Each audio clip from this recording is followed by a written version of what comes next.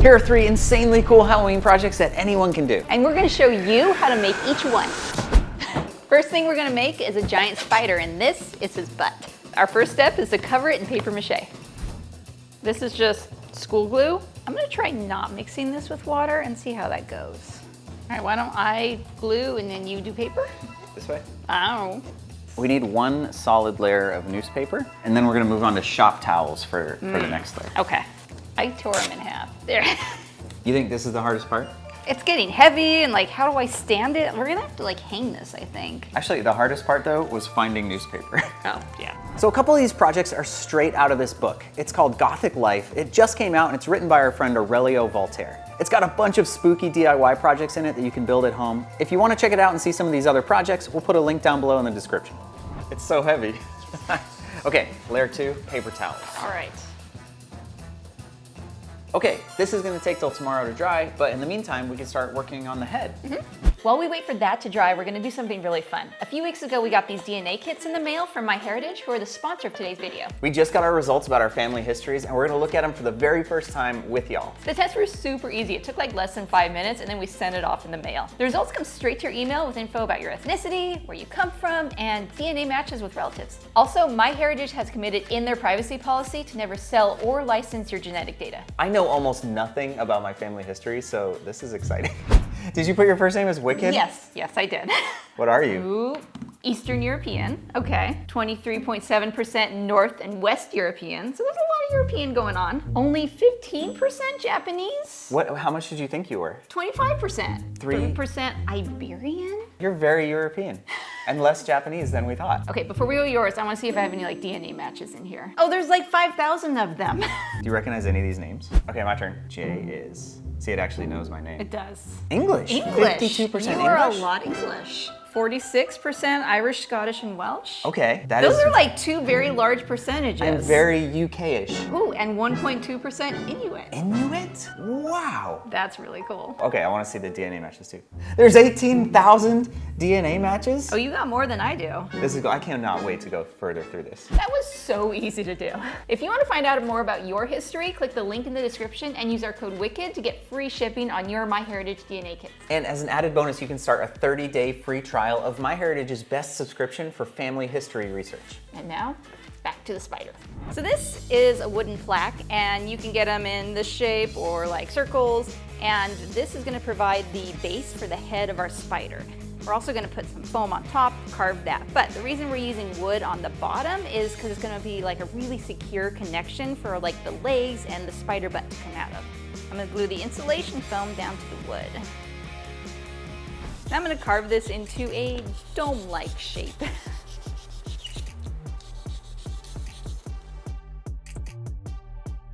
Okay, this is a Sureform tool. It's basically like a rough, like metal sandpaper kind of thing. It's like a cheese grater, basically. Yes, a cheese grater on a stick. And we're gonna use it to like shave this down and kind of refine the shape a bit more.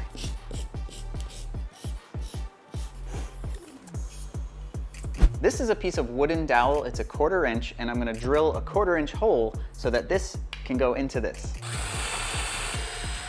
Now before I glue that in, I'm gonna take another drill bit, which is 1/8. I'm gonna drill holes so that this wire we're gonna use for the legs can go in there too.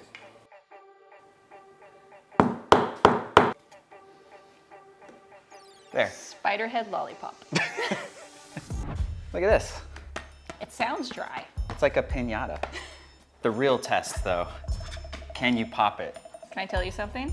What? I don't like popping balloons. Really? Yeah, but I'll do it. I will do it for this. No, I'll do it. I'll do face it. your I'll fears, face my right? fears. Oh, that wasn't bad. Okay, now we're gonna fill up the spider with some expanding foam, and that will like make it rigid, and then we will stick our spider head lollipop right inside. Can you rotate it? Yeah. Yeah.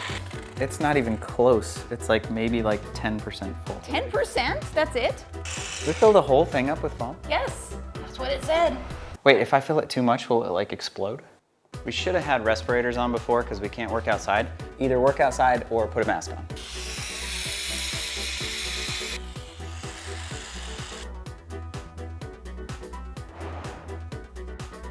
While we wait for even more stuff to dry, we're gonna move on to project number 2, which is a pumpkin-headed scarecrow guy. Pumpkin monster. Pumpkin head. This is just the plastic one, you know, that you buy at the Halloween store. Or you can do one of these like foam pumpkins, carve your own. But look at this cool thing we found.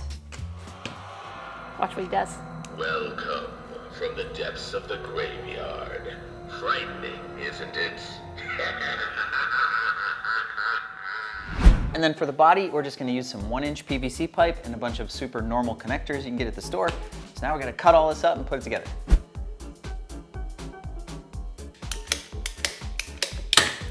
Somewhere out there, there's a person who invented the PVC cutters. I love you.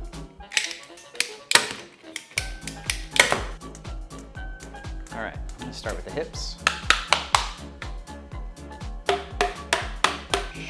Shoulders. These are not gonna be adjustable, but I still want them to not just look totally symmetrical. You wanna have, you know, a little bit of pose going on.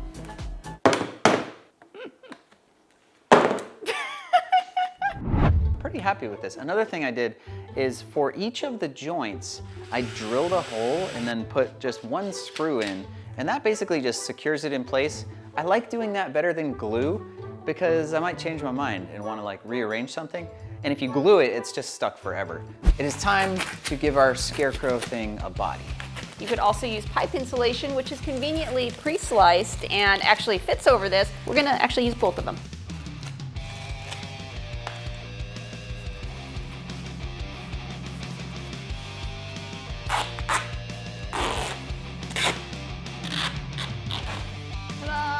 Beautiful. This is the wire we're using for the spider legs, and I'm borrowing some of it to build a neck so that we can attach our pumpkin. So I just drilled some holes in the top here, and now I can pass my wires through and kind of bend them around. And then I'm just gonna use some hot glue to hold them in place, let that dry, and then we can keep going. We've done all we can with the noodles, and now I need to move on to a different material to bulk him up. Normally I would use like bubble wrap or maybe some foam to build out his body, but we have all of these grocery bags. So in the spirit of recycling, we're gonna put them to good use. I just left the room for like 10 minutes tops to get a drink of water, and look what Jaimie made out of some trash bags. Did you know that you could sculpt a body out of trash bags? Because you can, look. Also, look what I just made. A butt. It has butt cheeks? Yes, it has to have butt cheeks. Pretty happy with this body, so now it's time to get some clothes on him. And the easiest way to do that is to get some clothes from the thrift store. I'm gonna try and put them on like regular pants. We'll see how that goes. I mean, you did give him a butt, so it'll hold. So they'll stay up. Yeah, it'll hold up the jeans, okay. Look, and they're pre-distressed. Get over that butt. They actually fit really well. This is so weird. This is the most stylish scarecrow ever. So I got this shirt, and you could just use this as is, but I think I changed my mind, and what I want to do is actually cut this shirt up into like strips, and then I've got some burlap, and I'm going to cut that into strips too. And I'm going to do like this cool wrapping, like Edward Scissorhands style shirt.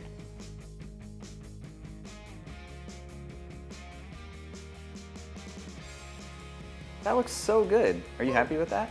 Very happy with it. I think it's really cool. It's unique in like the Scarecrow world. I'm gonna attempt to put the head on, and on the bottom of our pumpkin here, there's like these little feet which actually have holes in them. And if I did this right, I should be able to sort of slide this on. Okay, yeah, that's gonna work. Please come closer. Also, we've created a neck, which we're gonna fill in with a bunch of burlap and straw and stuff like that.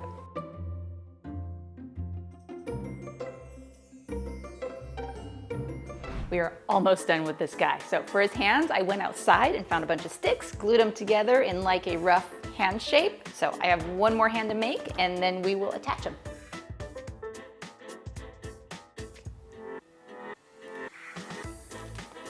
Does that just fit right in the PVC? It fits perfectly. Nice. I think I'm gonna put a little bit of hot glue in there so that it stays, but yeah, that's a nice pressure fit.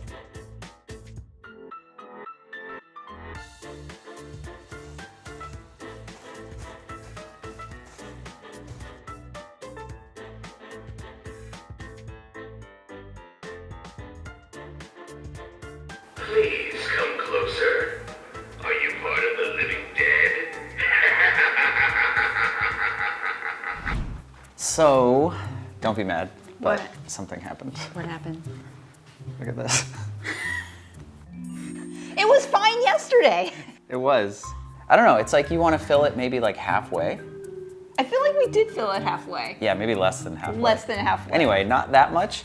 The book has us putting the legs on next, but I think we should at least base coat it black first. Yeah. Right? I agree with that. So it'll be harder to paint once the legs are on. To make the legs, I've got some of this wire and I cut a bunch of lengths of this. Now, if you want to keep it simple, these could all be the same length, but I think the spider looks cooler if the front and back legs are longer than the two legs in the middle on each side. So I'm going to put this in with a little bit of hot glue. And then the rest of the leg I'm just leaving nice and straight for now because it'll be easier to bend after. Okay, we're gonna take our pipe insulation, and this is basically the thinnest stuff they have. I also cut an angle on the bottom, so we want this to sort of slide right down. A little bit of hot glue on here will hold it in place. There you go, look at that. These all went on good, so now I'm gonna go ahead and start bending these. There's this obvious like weird bends on all of the joints, and the way we're gonna fix that is we're gonna use some electrical tape and tighten these up. We've never tried this before, but the idea is to compress the foam with the tape to give the leg some shape. At the tip of each leg, I'm cutting some wedges out so we can taper them.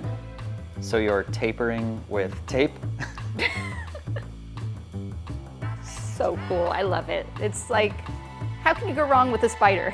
All right, 3 things left to do. We're gonna do some fur, we're gonna do eyeballs, and then finally some fangs. The book says if you want more of like a Black Widow look to skip the fur, or if you want more of that jumping spider look, you can add fur on all of the joints. Is it me or is there just something like super scary about a hairy spider? It's very scary, but also like kind of adorable. So I made some spider eyes, and to do that I used our usual trick where we take these clear Christmas ornaments and then on the inside of them, we just paint them with some black paint so that, you know, they turn black, but the outside is still shiny from the plastic.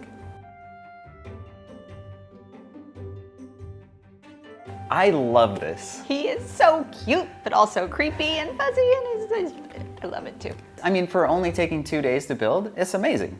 And it, you know, also, don't use 2 cans of spray foam. This is still expanding, and it has cracked even more.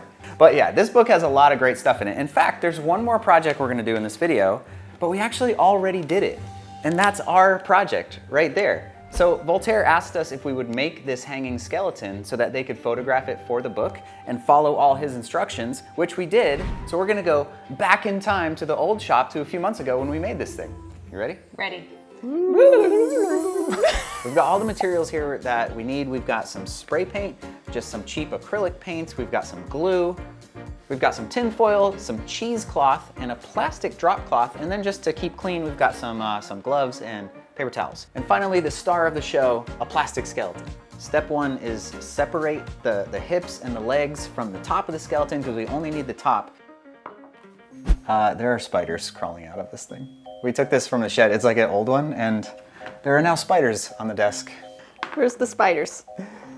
This is already spooky. There he is. Okay, step 2. Paint the skeleton with black or brown acrylic with a brush and wipe off with a dry sponge before the paint dries. It's working, but I'm gonna have to work fast because the paint does dry fairly quickly. Okay, so I've got good news and I've got bad news. The good news is this technique worked great. Usually we do this with wood stain, which takes like 2 days to dry, but this is already dry, which is great because now we can move on to the next step. The bad news is I broke off his head. You broke his head? It's okay, it was inevitable. It was. Step 3, pose the skeleton with its arms reaching out, and if the skeleton can't hold the pose, use glue to hold it in place.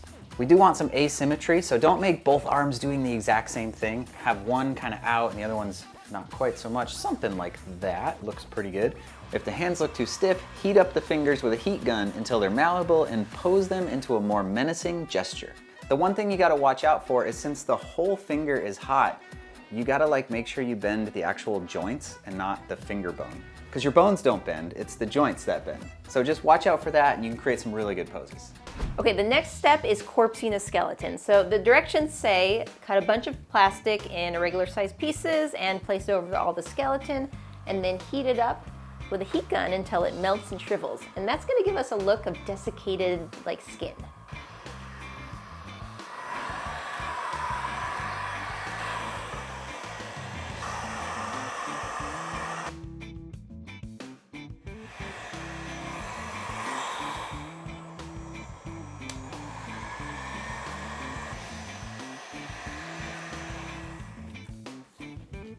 I like him.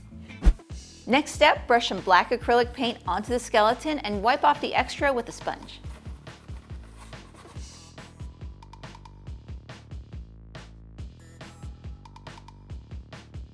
Now we're going to gently tap some gray paint on with a new sponge. Okay, that looks awesome. And then finally some white or light gray on the high points to really create some dimension. And if something does end up too bright, what I'm doing is taking like the clean end of my sponge and kind of blending it in. I was skeptical about the plastic wrap because it looked weird over the paint, but this looks awesome. Yeah, I really like how it turned out, and I like the black and gray paint scheme. It makes him look super ghostly. Which is perfect because the next step is we're gonna take some cheesecloth and some glue and like make some flowing ghastly robes. Before that though, we put a little eye hook, like it says in the directions, kind of right at the base of his neck to hang it. This is kind of optional, but we put a second one on the back, and this one will be stopping him from spinning around in the wind. So we mixed water with glue, and next step is we're gonna cut some cheesecloth up and dunk it in there and drape it over him. This is one of those things that it's like really common for Halloween stuff, and we've never done it, so I'm excited.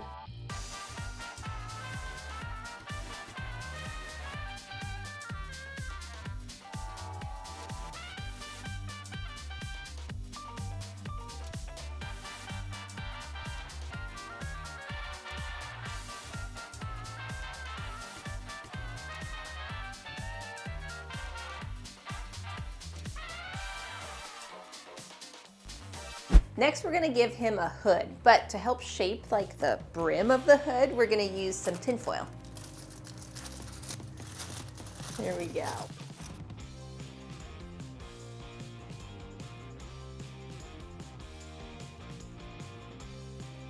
Okay, once it dries, we'll take the tin foil out and we'll have one more step to do. That looks so cool. It really does, look at that. So what's next? A little bit of spray paint just to kind of dirty up what he's wearing, and then he's done.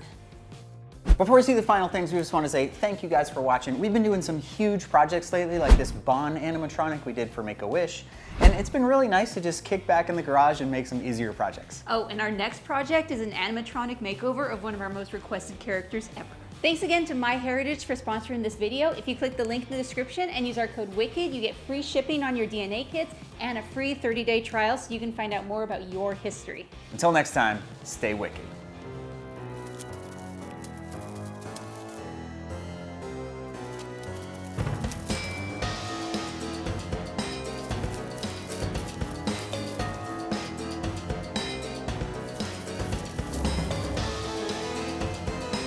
Welcome from the depths of the graveyard. Please come closer.